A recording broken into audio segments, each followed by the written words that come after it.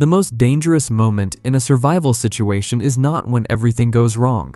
It's the moment when intelligent people are still convinced they have time to think. That quiet pause, the confidence that clarity will come if you just wait a little longer, has killed more capable minds than panic ever has. History is full of scenes where this pattern repeats.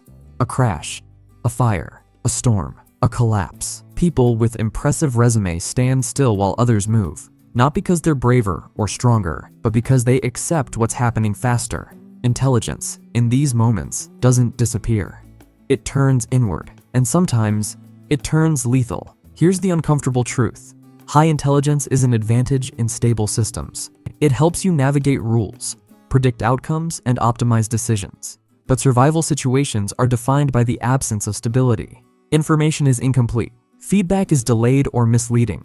Time compresses. And the habits that make you successful in calm environments can quietly betray you when the world breaks. One of the first traps is analysis paralysis. Intelligent minds are trained to model possibilities, to compare options, to search for the best answer.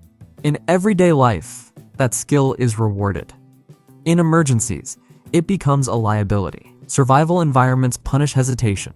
You rarely get full information. Waiting for certainty feels responsible, but it burns the one resource you can't replace: time. While one person acts on a rough, imperfect plan, another is still weighing outcomes. By the time the thinking ends, the window has closed. What makes this especially dangerous is that overthinking doesn't feel like fear.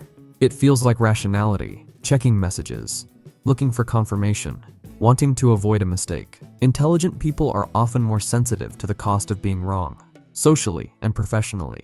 In a crisis, that sensitivity can freeze them in place. They're not ignoring danger, they're trying to outthink it. At the other extreme is overconfidence, born from specialization. Modern intelligence is narrow by design. You're trained to be excellent in a specific domain, and when that expertise has worked before, it's tempting to trust it everywhere. This creates a subtle illusion of control. You assume that skill will scale to new conditions. That experience guarantees safety. When the environment shifts beyond your domain, the mind resists retreat. Walking away feels like failure.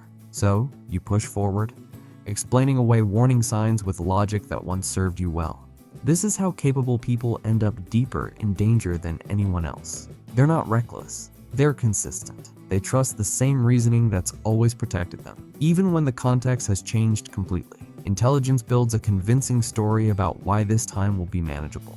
Reality doesn't care how good the story is. Then there's normalcy bias, the quietest killer of all, the assumption that tomorrow will resemble yesterday. Most people experience it. Intelligent people refine it. They don't just hope things will stabilize. They construct arguments for why they must. They point to past recoveries. They downplay signals that don't fit their model. They frame early action as emotional, premature, or irrational. By the time evidence overwhelms the narrative, exits are crowded, resources are scarce, and options have collapsed. None of this means intelligence is a weakness. It means intelligence without adaptability is brittle. Survival doesn't reward the smartest plan. It rewards the fastest acceptance of reality, the ability to let go of a perfect explanation and move with incomplete certainty, the humility to abandon a failing strategy without needing to justify it. If there's a lesson here, it isn't that smart people are doomed. It's that survival asks for a different kind of intelligence, one that knows when thinking must stop, one that treats action as information, one that understands that in extreme moments, being early and wrong is often safer than being late and correct.